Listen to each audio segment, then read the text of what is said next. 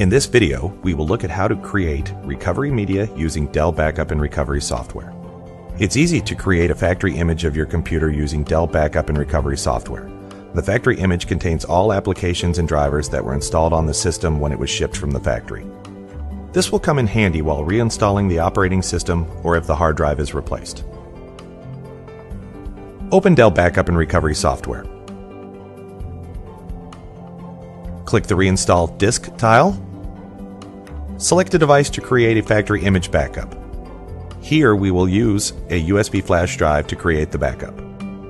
Click Continue. The program will calculate the amount of data to backup, then transfer it to the selected device. Click Start.